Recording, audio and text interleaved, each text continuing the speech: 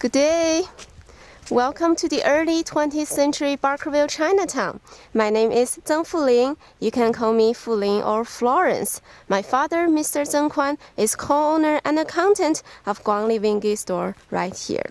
In my time, most people living in our town are quite lonely, single men. They had to leave their families behind. But my father, as a rich merchant, he was lucky to eventually save up enough money, went back to China several times. He married my mother there, brought my mother and I over, and raised a family.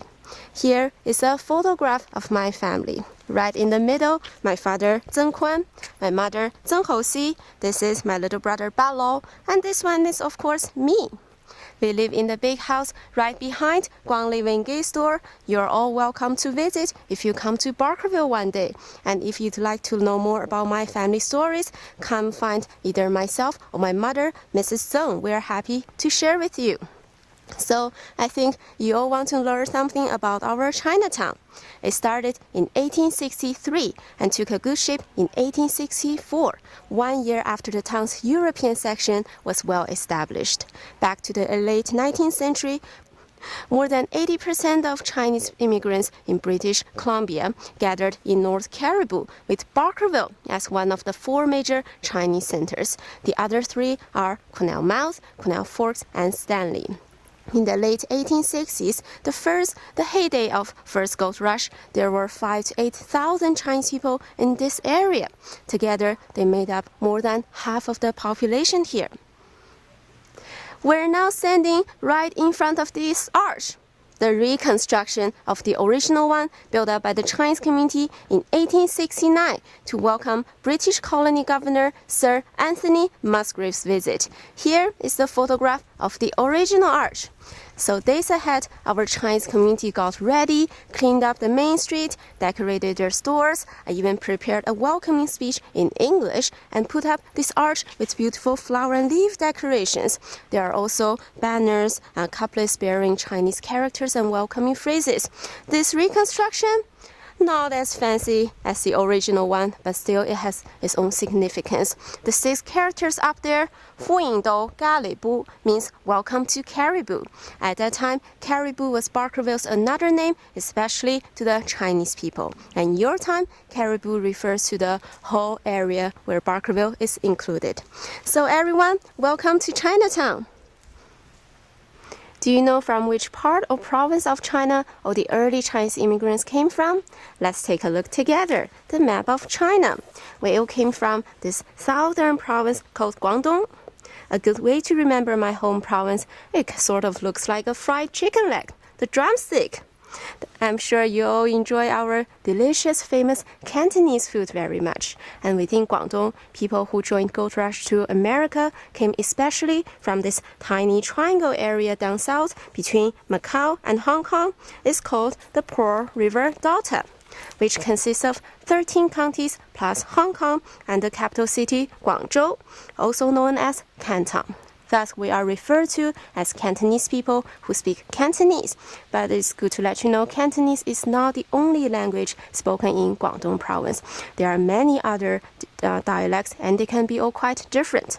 Now you must be wondering, China is so big. And of course, everyone loves gold. But why only people from this tiny area joined Gold Rush? It's because only we heard the news. Until the mid of 19th century, the government of Qing Dynasty only opened Guangzhou City, or Canton, as the only open trading spot. And within Guangzhou, 13 Chinese companies were authorized by the government to conduct direct trades with the foreigners. So the news of gold discoveries brought by the foreigners, especially the British traders at that time, only reached Guangzhou and spread it in the Delta. People outside of this area never heard the news. But we all know that by human nature, rumors somehow spread. People from other parts may heard the news, but still they did not join us. The reason is emigration permanently back then was against the traditional Chinese culture and Qing government's laws. Both believe if you are leaving your country permanently, you are betraying your families, ancestors, and native homeland. Whoever was caught in the South China Sea here for the purpose of emigration would be beheaded by law. So you see, emigration back then was a highly life-risking behavior. If things went well with people's lives, no one would choose this way. They would rather stay in their homeland with their families, pay filial piety to their parents, take care of their parents. And what brought them here? Three things happened. First was a more than 100-year-long overpopulation. I heard in your time there are about 4 people in each square kilometer in Canada. Do you know the population density in our Guangdong province in the middle of 19th century? Let me tell you, more than 600 people in each square kilometer, and that has been going on for more than 100 years. Secondly, Guangdong province, especially the Pearl River Delta, had been experiencing nearly 50 years of different natural disasters. There were lower temperatures, droughts, they were altogether damaging the crop productions, and they already limited rice field. And now, students, you realize the result when we have two problems together. On the one hand, this huge population, on the other, not enough food, causing famine, hunger everywhere. On top of that, Guangzhou province, especially the Pearl River Delta, became one of the major battle places, namely Taiping Rebellion, which is a civil movement trying to overthrow the Qing government, and also the Opium Wars that happened twice, a trade war between China and Britain. If you are interested to know more about the Opium Wars, come to our Chinese Museum one day and learn about the wars. So now you see, us Cantonese people's living condition back then, quite terrible. There were famine, hunger, natural disasters, and endless wars. People were all dying slowly, so no one cared so much about the traditional culture or the government's death penalty compared to survival. People were all looking for a way to leave the country. At this time, some British traders leaked the information that gold was found in California, Australia, up here, our New Caledonia, and southern New Zealand. These 4 major discoveries became a great lure to us Cantonese people living in a hell for so many years. And the reasons we mentioned generated this massive and more than 80-year-long immigration only of us Cantonese people from the Pearl River Delta, Guangdong province, southern China, to all the 4 gold rush countries. Now you must be wondering, how did our early Chinese immigrants got here? But let me first remind you, we are not in the same continent. Where is South China? All the way here. Barkerville in interior British Columbia, all the way here. The distance is 10,000 kilometers or 6,000 miles. So first, people need to go to Hong Kong to board a British steamship. And from there, people floated on the ocean for 2 months. My father brought my mother and I over in 1901, and of course, compared to the 1860s, the technologies improved a little bit. It took us less than 2 months to cross the ocean, but still, I recall that journey wasn't very pleasant. My mother and I were seasick most of the time. We were vomiting, having headaches, dizziness, but yet we were quite fortunate because my father, as a rich merchant, did purchase us more comfortable upper cabin seats. But the majority of early Chinese immigrants, they were poor farmers and came over as indentured laborers. They were stuffed into bottom chamber of the ships, treated like animals, and were provided with poor food and limited fresh water. I heard many of them only had some rice and pickled vegetables to eat during their journey.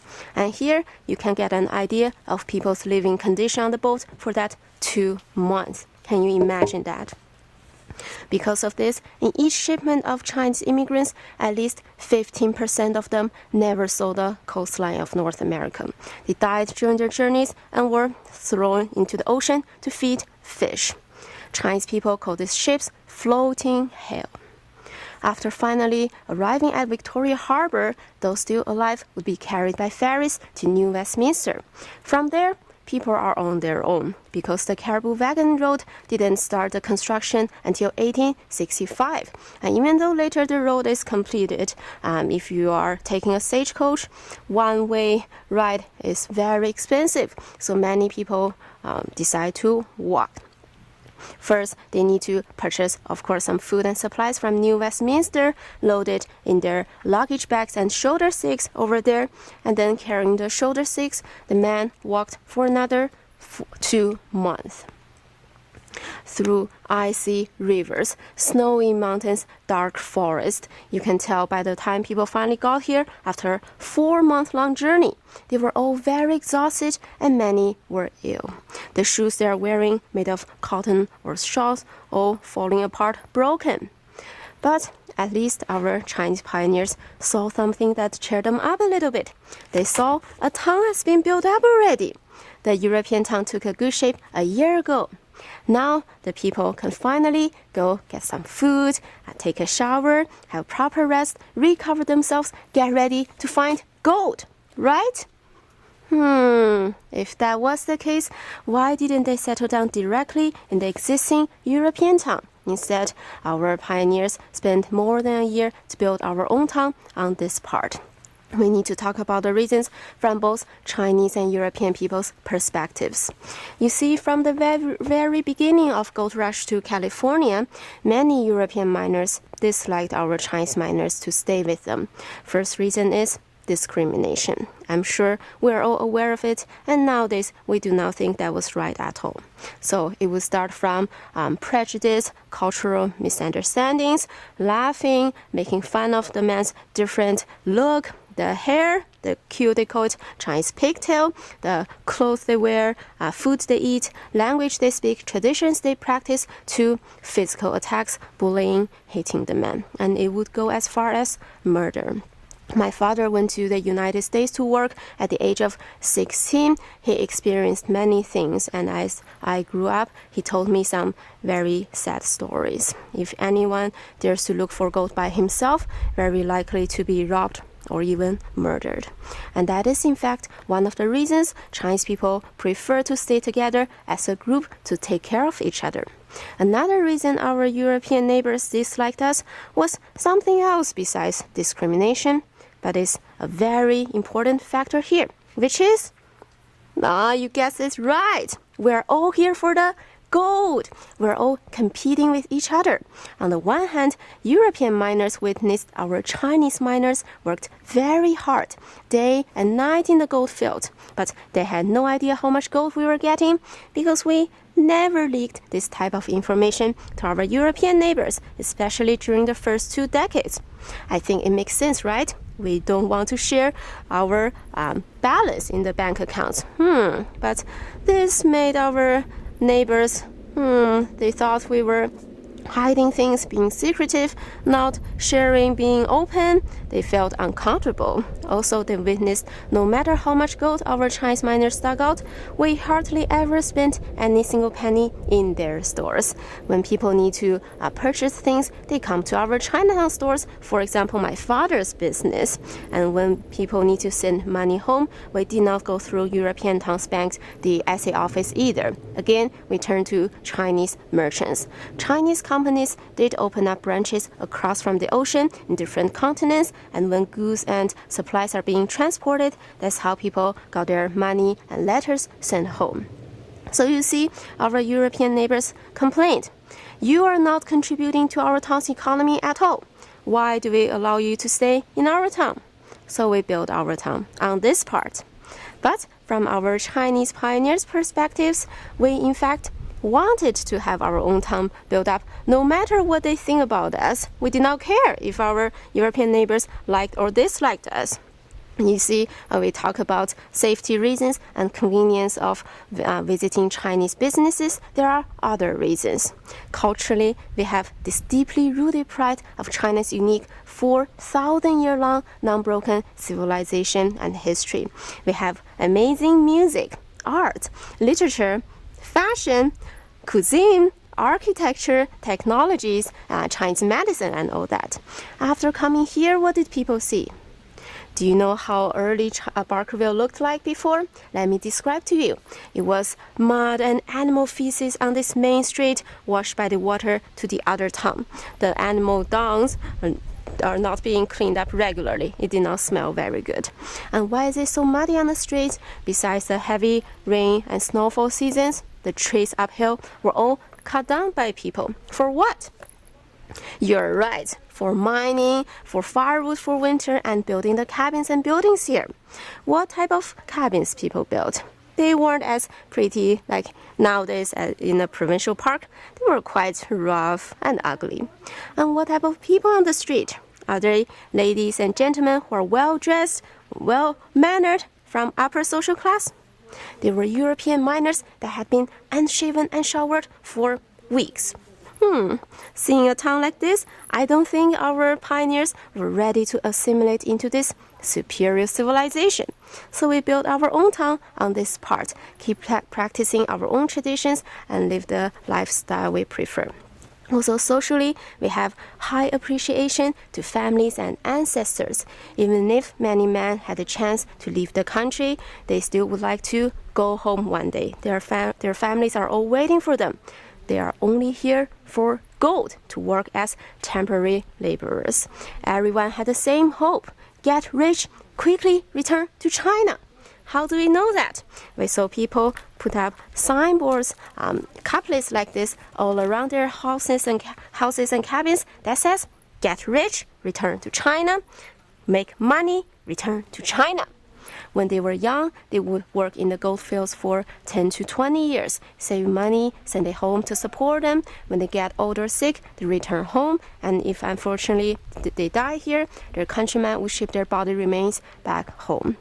In fact, only 5% of the Chinese communities, the Chinese merchant families like mine, eventually brought and raised children families here. The rest of the 95%, they came over as single men, sojourners, instead of permanent settlers. They would like to go home one day. Thus, you see, our town's population is not continued by having children or families. Instead, it's a circle of old people going home, and young people come over to fill the spots.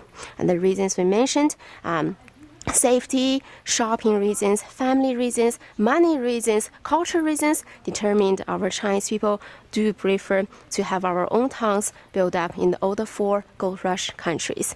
In the case of New Caledonia here, we of course have our first Chinatown built up in Victoria Harbour. That's where first people landed. Also New Westminster, Yale, Hope, Lillooet, Cornell Mills, Cornell Forks, Stanley, Barkerville. People built up Chinese settlements along Fraser River as gold was found. Now, among all these different Chinese communities, what made our Barkerville Chinatown so unique and special? And how did people actively build up and maintain our town here?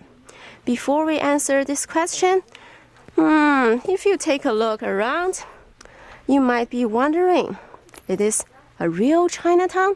Some people told me the houses and buildings here look exactly like the ones in the other town.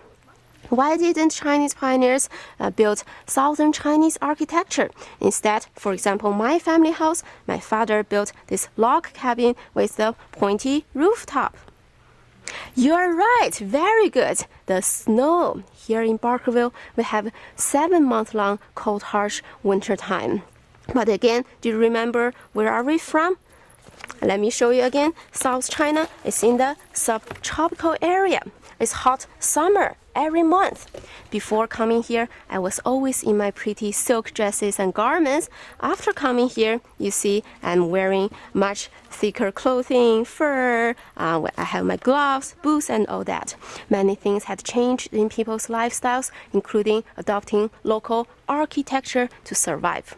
But even though the houses and buildings look nothing Chinese, we still know that it is indeed a Chinatown. How do we know that? If one day you come visit us, you see that all of our Chinatown businesses and associations, they have a flag and lantern decorations, also Chinese couplets bearing Chinese characters. This is a very important and obvious Chinese feature, of course. Another feature, do you smell delicious Cantonese food from our Longdatown restaurant? I do. Chinese food and restaurants are always one of the most popular things in Chinatown. Another feature we talked about earlier, do you remember from where I welcomed you into our Chinatown? Yes, you're right, the arch. This archway had been signaling the semi-isolation of the two communities ever since 1869. Another feature is, in fact, right by my family house. Do you notice the land over there is flat? And if one day the museum peels off the grass layer for you, you will see a neatly piled stone wall. That is not natural formation. It's in fact man-made Chinese terrace garden. Coming from South China, people's diet consists of rice, seafood, and a lot of fresh vegetables. Here, not enough vegetables, so people, again, they were farmers, very skillful at stacking, building their own gardens, and grew vegetables such as Chinese bok choy, potatoes, green onions, lettuce, radish. Some people even tried to open up rice field in the neighborhood, but the climate is too cold here. They failed. Fortunately, rice as a non-perishable food, it can still be shipped regularly from China. We do have several Chinese farms in Canal Mouth area, but the demand is always higher than what can be produced. And of course, they need to serve the local Chinese community over there. So these backyard gardens are very important to provide local Barkerville Chinese residents a healthy and balanced diet. The garden started behind my house, and it stretches all the way to the end of Chinatown. It's a very unique and important feature you can probably only see in our Barkerville Chinatown. Right here is our chicken pen. You must be wondering, where are the chickens? It's getting cold now, so we send them back to Canal Mouth Farm. But this summer, we really enjoyed their company and, of course, their fresh eggs. I'd like to tell you, it's our Chinese community who raised animals here. Again, as farmers, besides having gardens and growing vegetables, also important to keep livestock around. So our Chinese pioneers, they raised chicken and pigs right by their cabins and houses. And this practice upset our European neighbors again. They complained, even published notice on the Cariboo Sentinel newspaper. They complained Chinese people are savage. Animals are dirty. How can you raise them right by the houses here? The animal feces are causing and spreading disease in this town. It's not very nice to hear, but later people find they still need meat. So our European neighbors became more open-minded as time goes on, and they eventually come to our Chinatown to purchase chicken, eggs, and pork. It did become a good source of income for our Chinatown. Do you know what's the standard cost of an egg back then? It was $1, one egg. And the dollar in my time equivalents to 40 Canadian dollars in your time. So having eggs to eat is really a luxury. Over here, the Wally store. Later, the owners moved it to Canal Mouth area, and they had Chinese farms there where they raised pigs. Later, the pigs grew up. The owners had a monthly pig drive. That is, each month, they drive their pigs all the way from Canal Mouth to Barkerville. Once the animals arrive, they'll be slaughtered, and pork will be distributed to the neighboring mining camps. We used to have another restaurant around this location besides the Longdatang restaurant. That restaurant features roasted pigs. On a windy day, the street smelled so good, and entire pig would be roasted. If you are visiting our Barkerville one day, maybe on a nice sunny day, you see our archaeologist, Miss Dom, working at her archaeological site. She'll be showing people all the artifacts she dug out, and among the artifacts, you will see some animal bones. They are from the pigs, exactly, and they tells us the existence of that restaurant right at that location. Nowadays, unfortunately, that restaurant no longer exists, but I think equally exciting, we have this gold mining museum. I'm sure your 21st century students are very keen, thirsty on knowledge, right? And if you decide to come to do gold panning, you really want to visit the museum, learn all the wonderful technologies that will be useful to help you to find the most gold in our town. Good luck to you! Right here is Guang Li store. We already mentioned their famous monthly pig drive. The one beside it is Yan War, and the one my father worked for, Guang Li Wingate, before it was owned by the Guang Li company. I'd like to tell you the importance of these Chinese businesses here. We mentioned most early Chinese immigrants, they came over as indentured laborers. It's indeed the Chinese companies who brought them here. The Chinese businessmen, they are very rich and powerful. They were always the first ones who were able to afford the expensive ship tickets and go to America. Only after the companies decide a newly discovered gold field would be beneficial to their businesses, they return to Pearl River Delta in southern China and recruit the poor countrymen there. They use the indentured labor system. That is, they ask the man to sign a contract with the companies and then pay the man one-way ship ticket, food costs during the journeys, and family allowance, usually once only $5 to $10. They bring the man here and ask them to work immediately in the assigned gold fields until they pay off the debts they own the companies. Once the debts are gone, the men are free. Now they can finally work for themselves, save their own money and gold, or look for other jobs if they are leaving the mines. Typical occupations here for our Chinese residents, they can be cook, laundryman, woodcutters, water carriers, or servants for some families, mostly service-related jobs.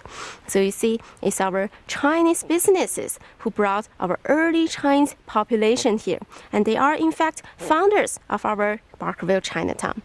After Guang Li and Guang Li stores, more businesses opened one after another. Almost 30 flourished here. We mentioned some restaurants already. There was also cafe, tea house, Chinese bakeries, several hostels, laundromats, and even a bathhouse. It was quite a town back then. Also worth mentioning is the Guang Li store. We talk about there were only 13 Chinese companies who were authorized by the Qing government to conduct international business in Guangzhou City. Guang Li was one of them. Even before Gold Rush started, Guang Li had been operating successfully in South China for 160 years, having branches in Guangzhou and Hong Kong. After Gold Rush started, they opened up branches in San Francisco, Victoria, Yale, Hope, Cornell, Barkerville. In almost every Chinese communities, you can find a Guang Li store. It was so big and powerful, the Western media called it our Chinese Hudson Bay Company. When you do come to our town one day, you see that in our Chinese stores, most businesses, all of them are conducted our Chinese way. We use our Chinese scale, weight system, abacus for calculation, also our own calendars. Here I have an example for you. This is a cover of an account book from one of Canal Fork's Chinese stores. It reads the 19th year of Emperor Guangxu, July 22nd, which is 1893, September 2nd in your time. Isn't it amazing? People have been living here for more than 80 years, but we are still using our own calendar. That's because people considered here a colony of China. Do you know this is China? If you don't believe me, I have evidence. We saw people put up signboards like these. These are poetry addressed to the Chinese wealth god Cai Shen. We ask the wealth god, please bring fortune and gold to us. To where? To Tang Fan Di, the colony of Tang, and Tang refers to China. If you run into the British queen, from the other town, do not let Her Majesty know. She'll get upset for sure. I heard she can be quite territorial. You see, that's what happened to our Hong Kong.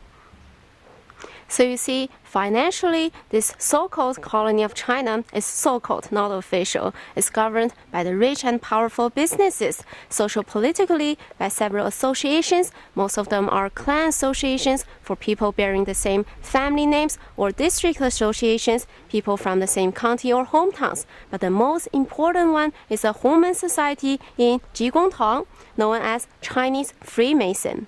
Hongmen started in South China in 1674. their goal was to overthrow newly established Qing dynasty and bring back the previous Ming dynasty. They had over 100 rebellions, but all failed. And to escape from the government's cruel hunting and punishments, many Human members fled to North America during Gold Rush. In 1864, a member called Wang Sengui came here from San Francisco, and he established this first branch of Human society in Canada. We do not have an official Chinese government in our town. Unlike in the other town, you will see that in the European town, there are Swiss, British, French flags. So Human acted as an unofficial government and dealt with all affairs happened in the Chinese community except murder cases. Oh, that by the way, people, imagine you are a Human member yourself, just escaped China in a new and foreign land. Are you safe now from the government's hunting? Why not? Because you came over as a single man, but your families are all in China, and the governments, they send spies everywhere. If the spies see you are still associated with Human society, definitely they will go after your families. Thus, the Human societies abroad, just like the ones in China, they have to keep being secret societies until 1911, the year Qing government was finally overthrown. The Human society here provides several social services for its brothers or members. On the first floor, this is the hostel. Newly arrived brothers can stay here at no cost as long as you help with chores such as cutting wood or cooking. Behind the hostel is the kitchen. Right here on the left, a dining hall. People can get food, relax, chat, play games with their fellow countrymen. It's a social gathering place. If a brother gets sick, the society also takes care of him by letting him stay in the peace room, the hospice, which is a small cabin at the back between the gold mining museum and Human society. If someone couldn't make it, that is where they spend their final days at. At least they're not alone. If unfortunately the brother passed away, the Human society also conduct funeral ceremonies for them. And on this main street, 22 funerals were conducted. We were lucky to have one of them photographed by a European man. You see, during our Chinese funerals, men are dressed in white, hitting the gong. They carry their coffin all the way back to our town, and then the coffin is usually followed by a parade of criers to show mourning and sorrowness. Sometimes we spot a European fellow among the criers. That's quite strange. Maybe he likes crying.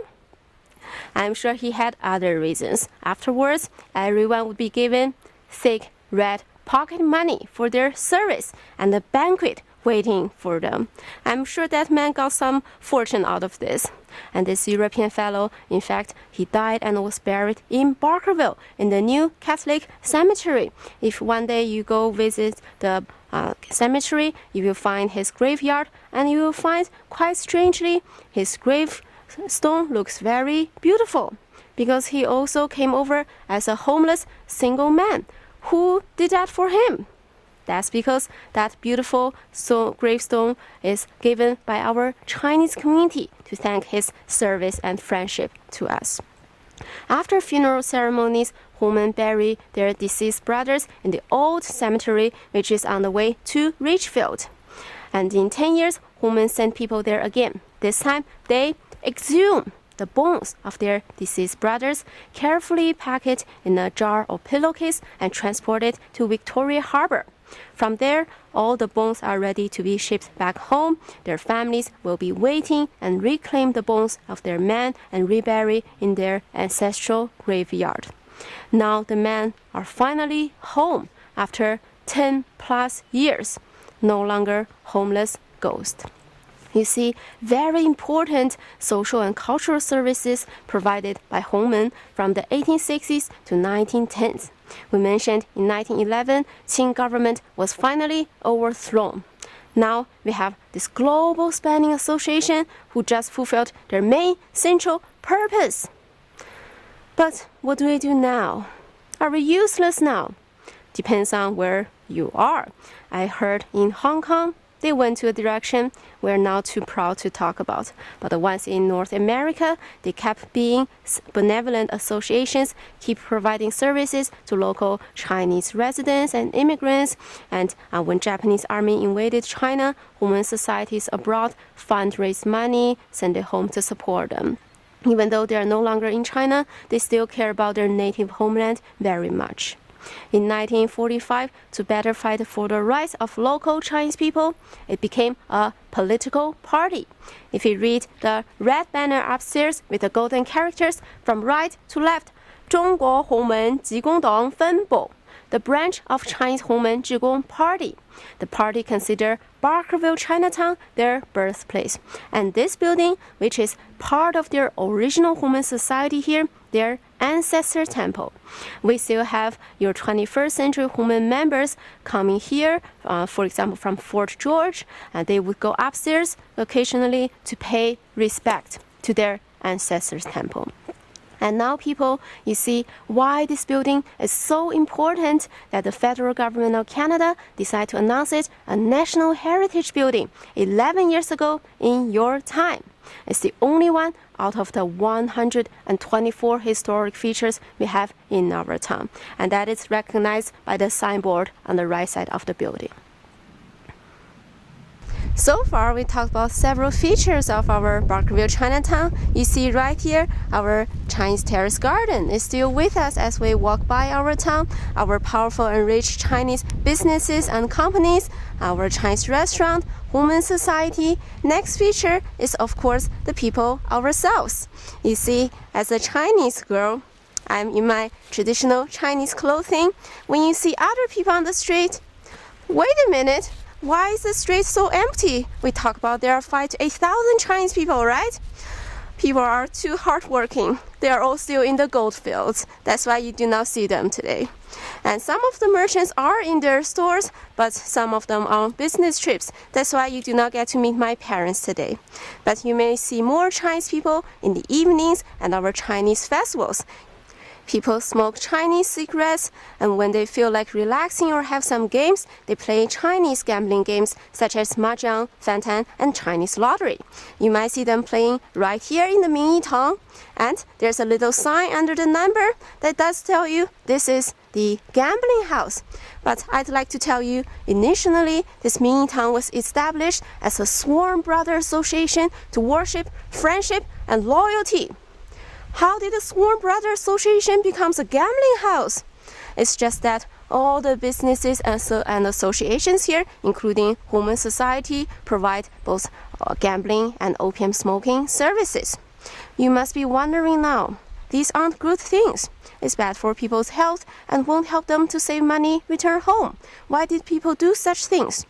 We have to again reconsider people's living situation here. 7-month cold, harsh winter time, but not many things to do. Do you think there was television to watch? Radio to listen to? Can people go to a cinema or theater? Well, we did have something like that. For example, in 1872, our Chinese community here invited Cantonese opera from Vancouver, Chinatown to come up and perform right in Theatre Royal. It was a huge event featured on the cover page of Cariboo Sentinel newspaper and attracted a large audience from the neighborhood.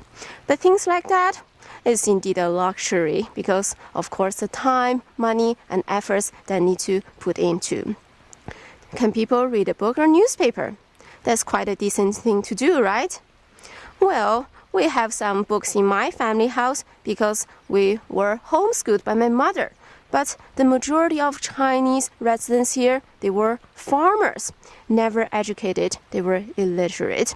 Many men don't even know how to write their own names. So when do need to send letters home, they come to my father, to teacher Zhou, or other educated men for help, and Hongmen Society also provide letter writing services.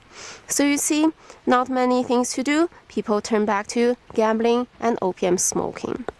But there is one good thing about gambling, though. We haven't had much interactions with our European neighbors, right? Oh, besides the crying fellow in our funeral ceremony. We are happy to take their money. Many European miners later became very interested in our Chinese lottery tickets, the White Pigeon Lottery. You see, instead of numbers, we have 80 different Chinese characters. People play by selecting 10 of them and see if they match. Since most Chinese are illiterate and Europeans didn't learn Chinese at all, people usually do not select the characters by the meanings, rather, whichever ones they think are more good-looking. Do you think it's a good way to win? Maybe yes, maybe no, but I can tell you it's very hard to win, especially for the grand prize. If you get 10 out of 10 characters correct, you can receive $100 in my time. But things like that rarely happens. So you see how much money our Chinatown businesses are making and all the money people were losing. Since both our Chinese and European residents enjoy our Chinese gambling lottery tickets, let's call this one of the earliest forms of cultural integration. Gambling brought people together, not art, not music, not literature. Gambling here. Right across from us, Li Chang grocery store, run by two merchants. The first one is, of course, Mr. Li Chang. You can learn about his family upstairs. His business partner is Mr. Bill Hong. You think about his name, Bill, William. It's not a traditional Chinese name like Li Chang. Let's take a look at this man's photograph. He's not a traditional-looking Chinese man either. That's because Mr. Hong is the second generation of Chinese immigrants. He was born in Canada, in Stanley, Van Winkle, in our another Chinatown, in 1901, just 1 year older than my little brother.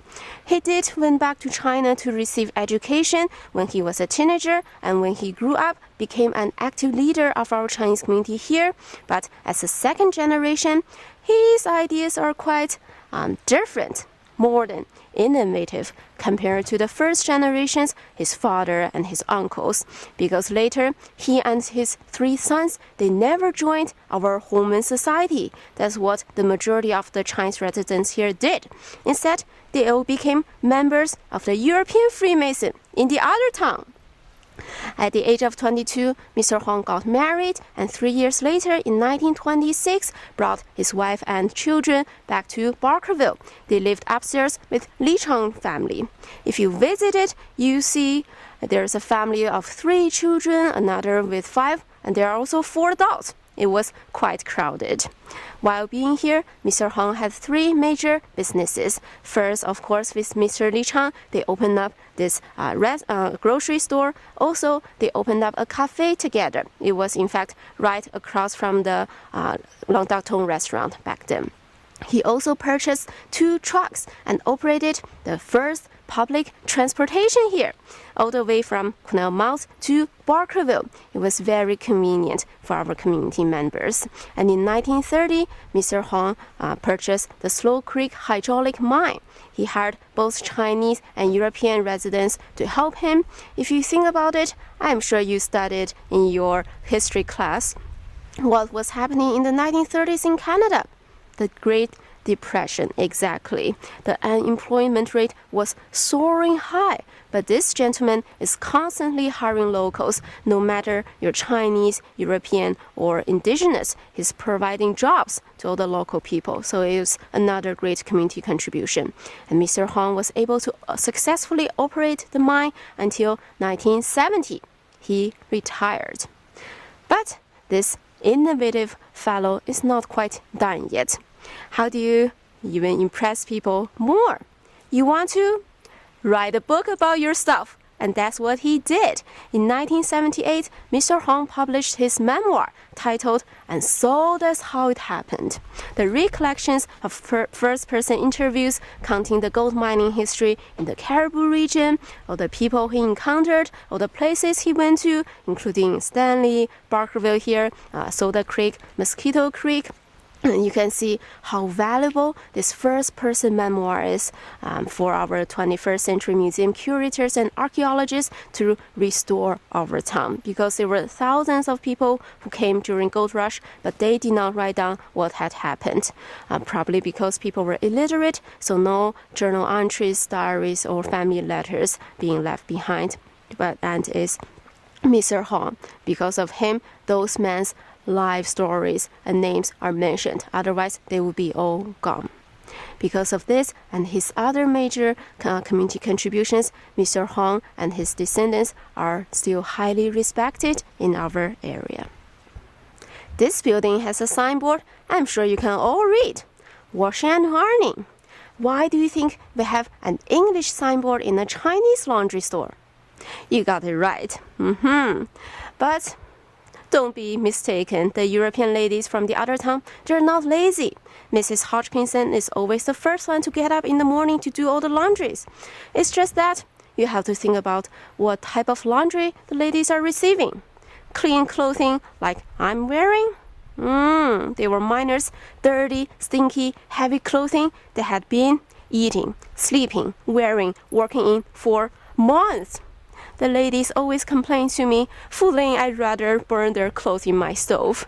And if the ladies are willing to do them for an exchange of service fees, it wouldn't be cheap. However, our Chinese laundry store owner, he published advertisements, cheap washing, cutting rates, bringing us many customers from the other town.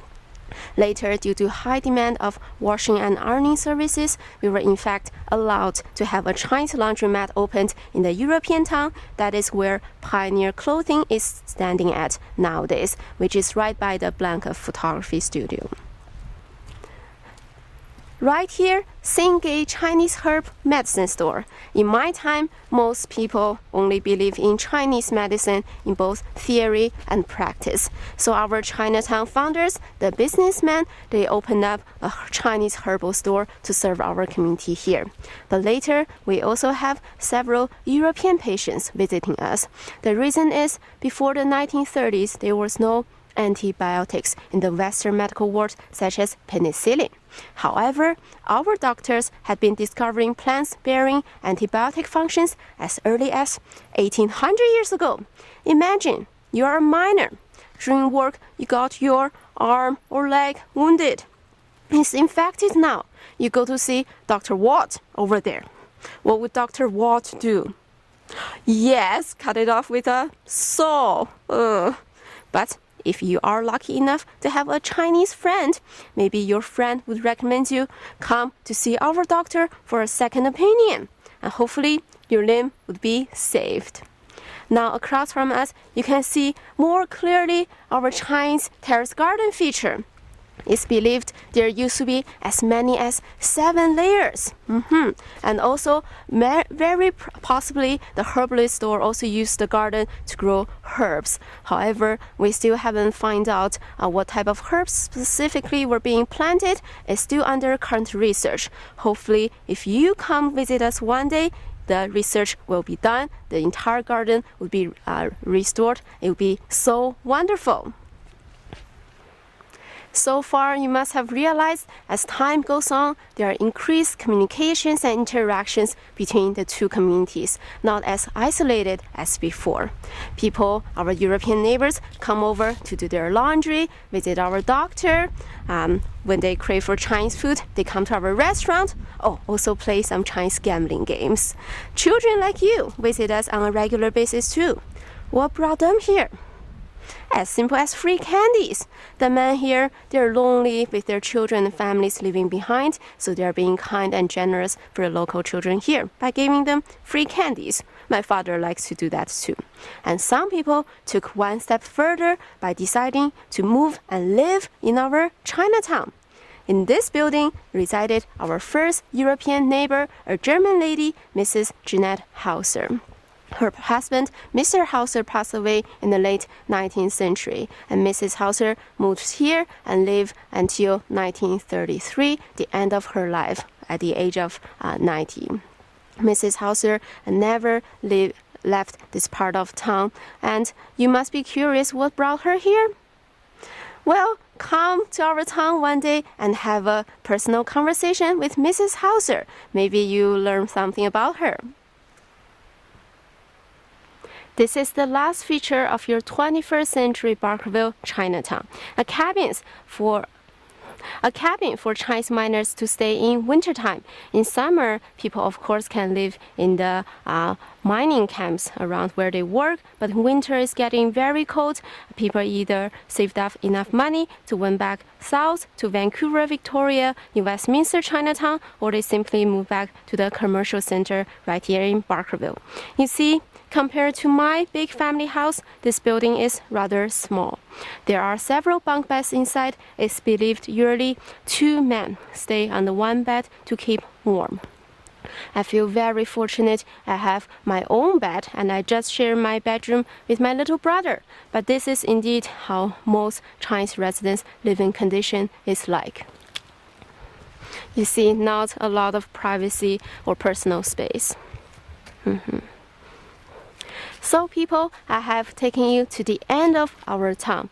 In fact, today we did not see much, but before, remember, it was very big and prosperous with 30 businesses, several associations, our home and society together serving 5,000 to 8,000 Chinese people.